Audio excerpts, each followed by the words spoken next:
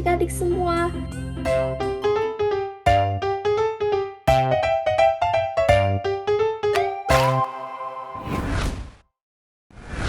Hai teman-teman semuanya, perkenalkan nama kakak adalah Rifka Amalia.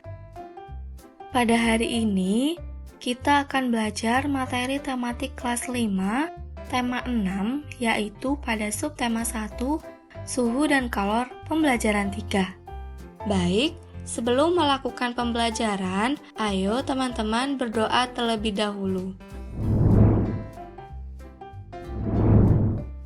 Pembelajaran 3. Buku merupakan salah satu media cetak yang menjadi sumber informasi yang paling sering digunakan masyarakat hingga saat ini. Dalam buku berisi informasi tentang peristiwa alam yang terjadi di sekitar. Selain terdapat teks penjelasan, di dalam buku itu juga terdapat gambar-gambar yang mendukung penjelasan informasi yang diberikan, sehingga buku tersebut semakin menarik untuk kita baca. Matahari adalah sumber kehidupan yang memungkinkan lingkungan manusia berjalan sebagaimana mestinya.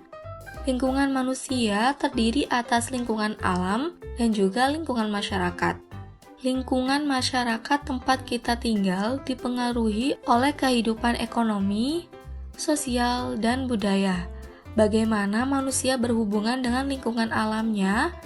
Mari kita simak bacaan berikut ini. Manusia dengan lingkungan alam. Semua makhluk hidup yang ada di bumi melakukan hubungan dengan sesama makhluk hidup maupun dengan lingkungannya. Lingkungan alam terdiri dari benda mati dan makhluk hidup.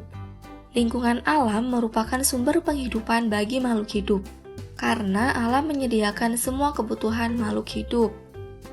Benda mati dan makhluk hidup saling memengaruhi antara satu dengan yang lainnya. Bahkan antar keduanya saling berkaitan. Salah satu bentuk hubungan antara benda mati dan makhluk hidup adalah jenis tanah, suhu, dan curah hujan di suatu tempat dapat mempengaruhi jenis tanaman yang tumbuh dan hewan yang berkembang di daerah tersebut. Makhluk hidup juga dapat memengaruhi benda mati. Contohnya, daerah yang banyak tumbuhannya akan menyebabkan daerah tersebut menjadi lebih sejuk. Daerah yang masih banyak tumbuhannya cenderung memiliki air tanah yang baik dan melimpah. Hal ini terjadi karena tanaman membantu tanah untuk menahan air dan menyimpannya di dalam tanah dengan baik. Bagaimana dengan manusia? Hubungan antara manusia dan lingkungan alam dapat dikelompokkan menjadi dua. Pertama, hubungan yang membuat manusia dapat menyesuaikan diri dengan alam. Kedua, adalah hubungan yang membuat manusia dapat memanfaatkan alam sekitarnya. Salah satu cara manusia untuk menyesuaikan diri dengan alam adalah dengan mempelajari peristiwa alam yang ada di lingkungannya. Para petani harus menyesuaikan waktu tanam dengan musim hujan agar tanamannya dapat tumbuh dengan baik. Para nelayan memilih waktu untuk berlayar menyesuaikan dengan cuaca agar terhindar dari bencana dan memperoleh tangkapan ikan yang banyak. Manusia juga harus memanfaatkan alam untuk memenuhi kebutuhan hidupnya dengan menggunakan ilmu pengetahuan dan teknologi. Contohnya, untuk menanggulangi akibat kemarau panjang yang menyebabkan menurunnya hasil pertanian, manusia mencoba membuat hujan buatan. Pembuatan hujan ini tentu dengan menggunakan pengetahuan dan teknologi. Selanjutnya, ayo menjawab pertanyaan berikut ini. Soal pertama, judul bacaan tadi adalah manusia dengan lingkungan alam. Soal kedua, kata kunci setiap paragraf bacaan yaitu paragraf pertama, kata kuncinya adalah makhluk hidup dan lingkungan alam. Kata kunci paragraf 2 yaitu benda mati dan makhluk hidup. Untuk paragraf 3, kata kuncinya adalah makhluk hidup dan benda mati. Paragraf 4, kata kuncinya adalah hubungan, menyesuaikan diri, dan memanfaatkan alam. Paragraf 5, manusia, alam, ilmu pengetahuan, dan teknologi.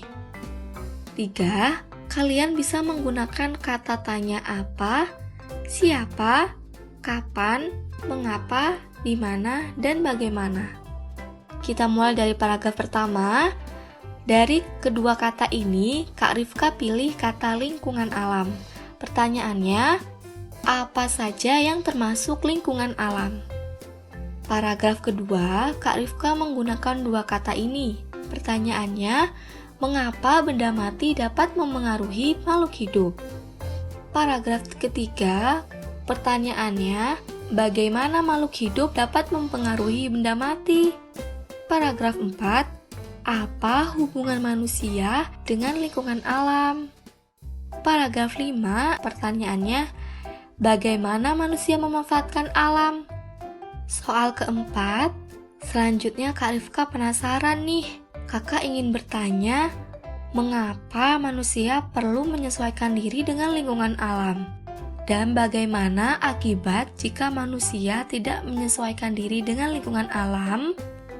Soal kelima, kesimpulan dari bacaan tadi yaitu terdapat hubungan antara makhluk hidup dan lingkungannya. Benda mati dan makhluk hidup akan saling memengaruhi satu sama lain. Manusia harus menyesuaikan diri dan memanfaatkan alam untuk memenuhi kebutuhannya. Mari kita ke pertanyaan selanjutnya. Soal pertama, lingkungan alam itu terdiri dari benda mati dan makhluk hidup yang saling berinteraksi. Soal kedua, interaksi yang terjadi dalam lingkungan alam yaitu interaksi antara benda mati dan makhluk hidup serta interaksi makhluk hidup dengan makhluk hidup lainnya. 3. Contoh bentuk interaksi antara makhluk hidup dan benda mati adalah daerah yang masih banyak tumbuhannya cenderung memiliki air tanah yang baik dan berlimpah. Soal keempat, interaksi yang terjadi antara manusia dan lingkungan alam dikelompokkan menjadi dua, yaitu menyesuaikan diri dengan alam dan memanfaatkan alam. Soal kelima, contoh interaksi antara manusia dengan lingkungan alam yang sering kita lihat, yaitu petani harus menyesuaikan waktu tanam dengan musim hujan agar dapat tumbuh dengan baik. Kita ke pertanyaan berikutnya ya. Soal pertama, kita akan melengkapi pokok pikiran dan informasi penting di setiap paragraf dengan mengisi tabel berikut ini. Nah, sekarang kita belajar tentang pokok pikiran. Pokok pikiran adalah ide utama atau inti bahasan yang menggambarkan keseluruhan sebuah paragraf. Pokok pikiran bisa disebut juga pikiran utama, gagasan utama, dan ide utama. Pokok pikiran utama biasanya berada pada awal kalimat atau akhir kalimat. Berdasarkan bacaan sebelumnya, mari kita mencari pokok pikiran di setiap paragraf dan informasi penting dalam tabel ini. Kak Rifka mulai dari paragraf pertama. Pokok pikirannya kita lihat pada awal kalimat. Kalimat ini berisi tentang hubungan makhluk hidup dengan lingkungannya. Maka itu adalah pokok pikirannya. Informasi penting paragraf pertama itu ada di setiap kalimat setelah kalimat pertama tadi. Nah, berarti pada paragraf pertama itu informasinya adalah lingkungan alam terdiri atas benda mati dan makhluk hidup. Lingkungan alam menyediakan semua kebutuhan makhluk hidup. Pada paragraf 2 ini, pokok pikirannya adalah benda mati dan makhluk hidup saling mempengaruhi. Informasi pentingnya yaitu bentuk hubungan antara benda mati dan makhluk hidup adalah jenis tanah, suhu, dan curah hujan dapat mempengaruhi jenis tanaman yang tumbuh dan hewan yang berkembang. Nah, selanjutnya teman-teman coba berlatih juga ya. Kalian bisa mencocokkan dengan jawaban Kak Rifka dalam tabel.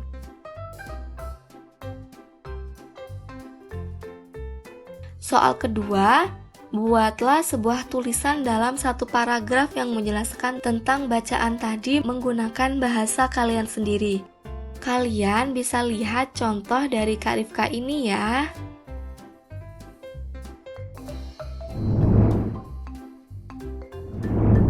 Coba kalian ingat-ingat lingkungan di sekitar tempat tinggal kalian.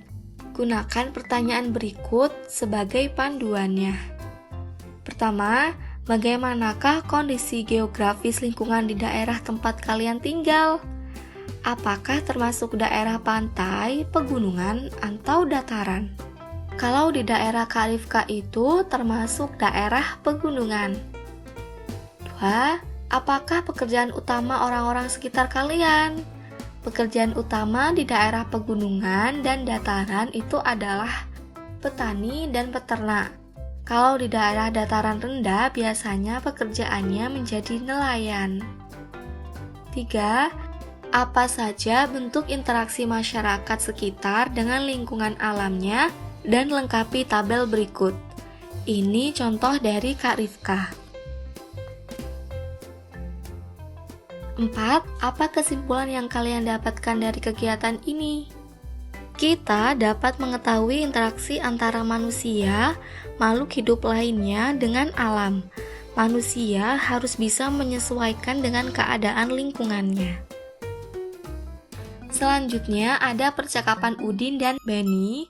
Udin berkata, "Saya baru menyadari bahwa apa yang saya makan berasal dari hubungan manusia dengan lingkungan alamnya. Saya bersyukur tinggal di daerah yang memiliki hasil pertanian yang melimpah." Lalu Benny menjawab, "Di daerah Papua, mereka biasa memakan umbi-umbian, Din. Hal itu terjadi karena di sana mereka tidak dapat menanam padi seperti masyarakat di Pulau Jawa. Umbi-umbian merupakan tanaman yang paling mudah tumbuh dan mudah dirawat di sana." Kemudian kata Udin, "Wah, saya baru tahu.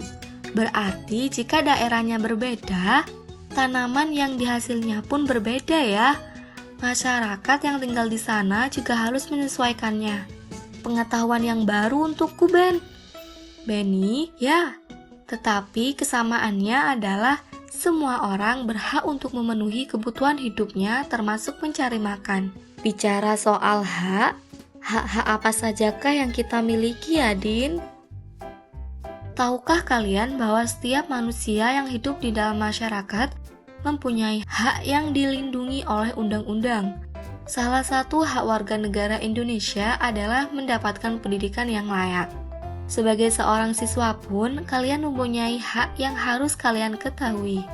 Sekarang, ayo kita baca bacaan berikut ini. Konvensi Hak-Hak Anak. Anak-anak merupakan generasi penerus cita-cita perjuangan sebuah bangsa. Oleh karenanya, kebutuhan untuk tumbuh dan berkembang dalam kehidupan anak harus diutamakan. Sayangnya, tidak semua anak mempunyai kesempatan yang sama dalam mewujudkan harapannya. Banyak di antara mereka yang mengalami kesulitan untuk tumbuh dan berkembang secara sehat dan mendapatkan pendidikan yang terbaik. Banyak anak berasal dari keluarga yang kurang mampu yang tidak mendapatkan layanan pendidikan dan kesehatan. Tak hanya itu, akibat perang dan pertikaian yang terjadi di beberapa negara menyebabkan banyak anak yang menjadi korban. Hak-hak mereka terabaikan sehingga menjadi korban kekerasan. Oleh karenanya, Perserikatan Bangsa-Bangsa (PBB) mensahkan Konvensi Hak-Hak Anak (Convention on the Rights of the Child) pada tanggal 20 November 1989. Konvensi ini bertujuan untuk memberikan perlindungan terhadap anak dan menegakkan hak-hak anak di seluruh dunia.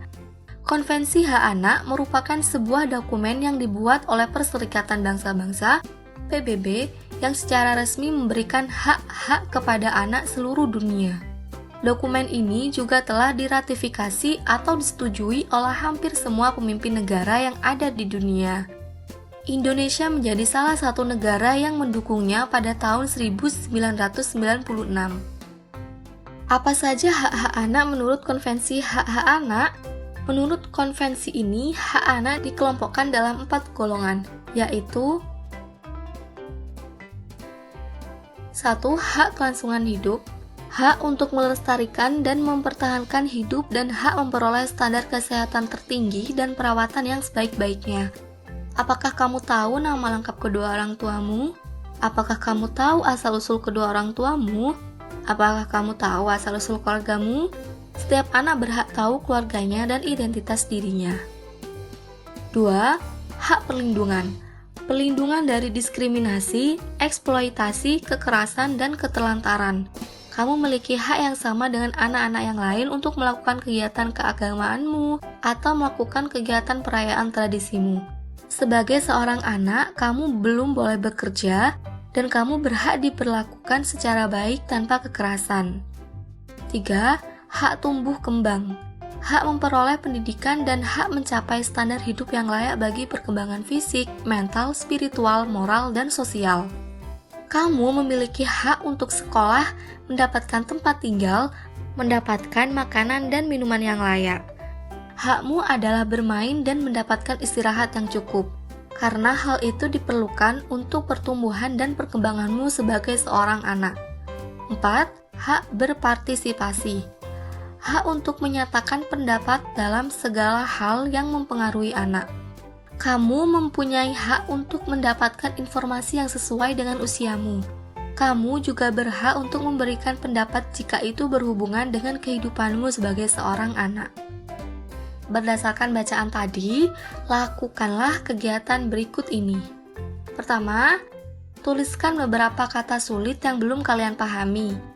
Kak Rifka menemukan beberapa kata sulit seperti konvensi, ratifikasi, identitas, diskriminasi, dan eksploitasi yang maknanya Kak Rifka tampilkan pada tabel berikut. 2. Buatlah daftar hak anak yang kalian dapatkan dari bacaan.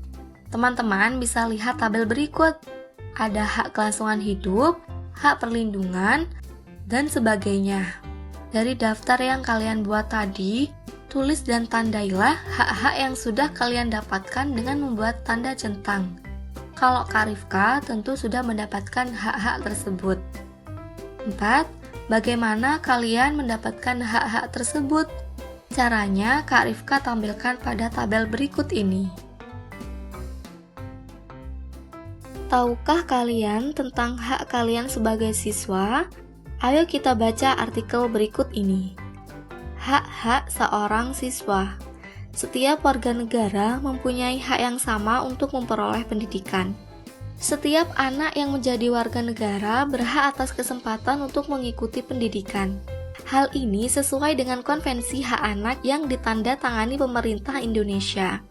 Setiap anak di Indonesia memiliki hak untuk memperoleh pengetahuan, kemampuan, dan keterampilan yang akan membantunya menjadi warga negara yang mandiri di kemudian hari. Setiap anak yang belajar di sebuah lembaga pendidikan, baik formal maupun tidak formal, disebut sebagai siswa. Setiap siswa yang belajar di sebuah sekolah mempunyai hak-hak yang sama. Menurut Peraturan Pemerintah Nomor 28 Tahun 1990, yang dimaksud dengan hak-hak siswa adalah hak untuk: pertama, mendapatkan perlakuan sesuai dengan bakat, minat, dan kemampuannya. 2. Memperoleh pendidikan agama sesuai dengan agama yang dianutnya. 3. Mengikuti program pendidikan yang bersangkutan atas dasar pendidikan berkelanjutan, baik untuk mengembangkan kemampuan diri maupun untuk memperoleh pengakuan tingkat pendidikan tertentu yang telah dibakukan. 4. Mendapatkan bantuan fasilitas belajar, beasiswa, atau bantuan lain sesuai dengan persyaratan yang berlaku. 5. Pindah ke sekolah yang sejajar atau yang setingkatnya lebih tinggi sesuai dengan persyaratan penerimaan siswa pada sekolah yang hendak dimasuki. 6. Memperoleh penilaian hasil belajarnya. 7. Menyelesaikan program pendidikan lebih awal dari waktu yang ditentukan. 8. Mendapat pelayanan khusus bila mana menyandang cacat. Buatlah daftar hak siswa dengan menggunakan diagram berikut untuk membantu kalian. Hak saya mendapatkan pendidikan agama sesuai yang saya anut. Mendapatkan fasilitas belajar berupa beasiswa dan bantuan lainnya. Mendapatkan perlakuan sesuai bakat, minat, dan kemampuan. selalu mendapatkan nilai dari guru secara rutin, teman yang menyandang cacat juga mendapatkan perlakuan khusus. Hak adalah milik, kepunyaan, kewenangan untuk berbuat sesuatu karena telah ditentukan oleh undang-undang, aturan, dan lain sebagainya. Kalau kalian masih bingung, boleh kalian tanya di kolom komentar video ini ya.